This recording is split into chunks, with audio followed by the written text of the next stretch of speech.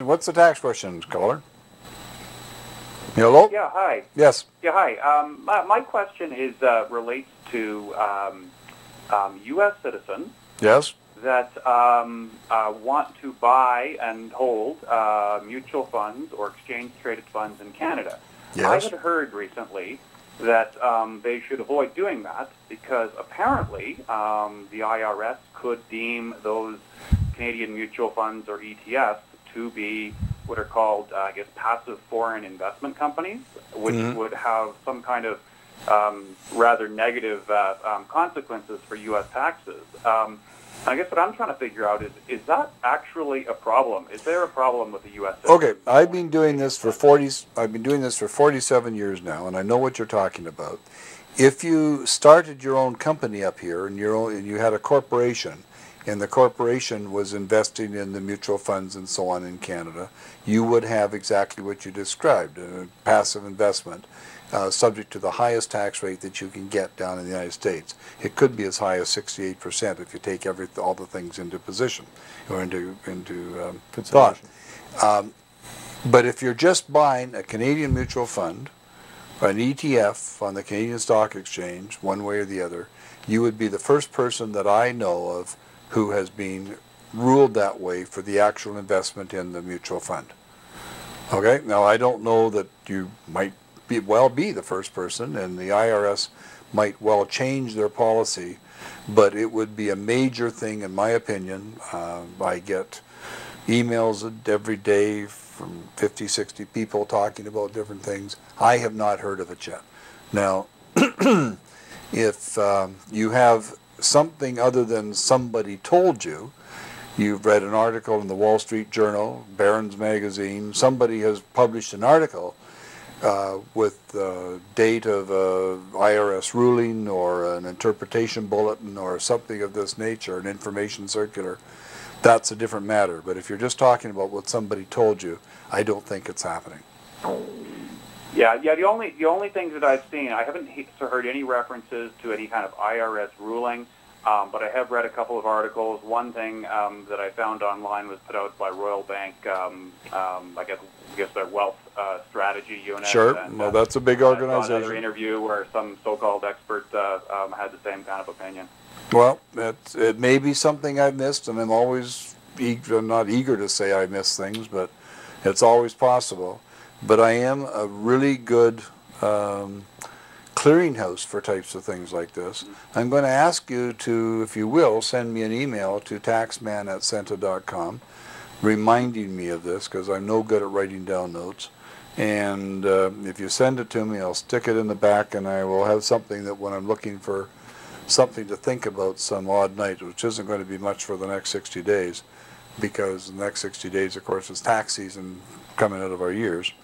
But it's the kind of thing that I would like to find out more. And if you tell me that the Royal Bank published it, I start thinking that perhaps it might mean more. Now, it depends on who did it at the Royal Bank, too.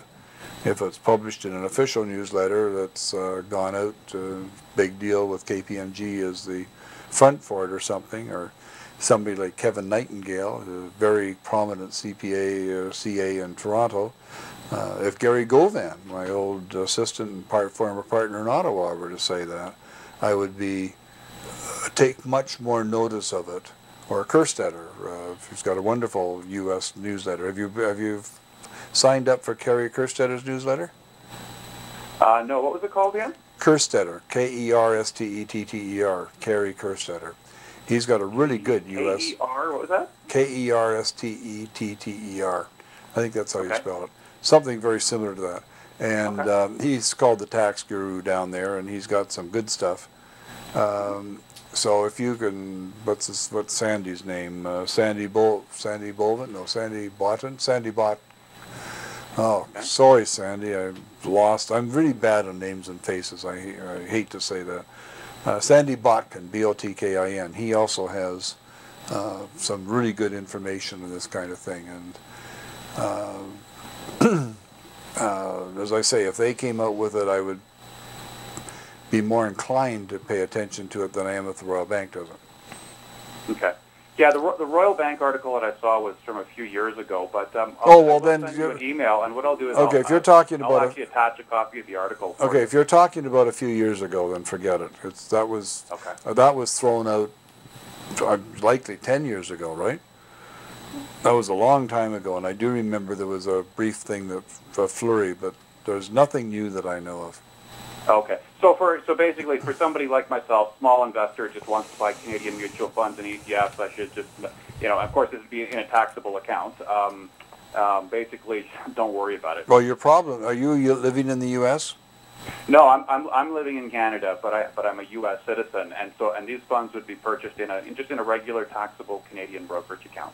Okay, well, if you're a U.S. citizen, do you know about Dan Walco? Yeah, I've actually, I just discovered your website a couple of weeks ago, and I spent many hours watching all the back footage with you and Dan. Well, I found that very interesting. Well, I'm impressed and I'm pleased and I'm honored. Thank you. Anyway, no, Dan, he's just setting up some. He's got a fantastic track record, and he's a money manager, not a broker. Although he used to be a vice president of RBC and Nesbitt Burns, and went off to do his own boutique. And are you ever intending to go back to the States? Not in the foreseeable future. Okay, because for cross-border people, I don't know anybody better to deal with than Dan. It's that simple. Thanks for calling. I appreciate that. Terrific. Thanks so much. That's what we need. Are you still watching the show now? I am. I got it on mute right now. Okay, but, well, can you see what I'm holding up in front of me here? Let's see here. Hold on. You're going to bring it in closer, Mitchell? Right now, what I see online is just a picture of you. I don't see you holding anything. It's going to take a while to load up. Just a second. Lagging. Here, there you are. Is it going to show? It's going to show. He's just not going to see it. There you are. Can you see it now? Yeah, it's just going to be able to see. see What it. are those golf balls?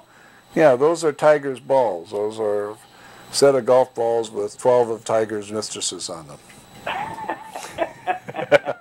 Made in... Shouldn't there be more balls in there? Made in Canada. Well, there should be. I think there's supposed to be 5 more that are known, 17 known, but they only sold them by the dozen. And it's called Tail of the Tiger, Mistress Collection Golf Balls. And I saw them advertised that the guy was going to make them, so I made sure I bought myself a set. That's fantastic. That's a great stocking stuffer for the guy that has everything. Well, Mitchell, can you just go get me my up on top there, my bill? I've got to show you. See, I like things like this, and if you're an American living in Canada, you should obviously have a set of these too, because you know. Well, I'm actually a dual citizen. I consider myself a proud Canadian. A proud Canadian. Well, that's okay, but I've also got something else that you. Here's the real question: who did you cheer for the gold medal in hockey? Yeah, who did you cheer for in the gold medal in hockey? Oh, there was no doubt. I was on the edge of my seat.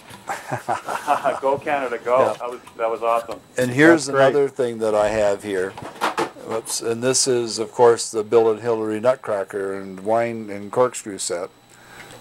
And you can see there's Bill and Hillary, and we've got Hillary Nutcracker and Bill is the corkscrew. Oh yeah, you had this on one of the other nights. Yeah, I did. Yep. So everybody that's in the U.S. Canadian stuff, I love this glitchy stuff. So anyway, thanks for calling. I appreciate it. It's calls like yours that make the show. Did you happen to watch Paul Swingle before that? Yeah, caught part of it. Mm-hmm. Yeah, he's such an amazing guy, and his brain brightening and brain fixing stuff is just world class. But thanks for calling. I appreciate it. Great stuff. Thanks so much. Bye-bye. Have a great night. Peace. Bye-bye.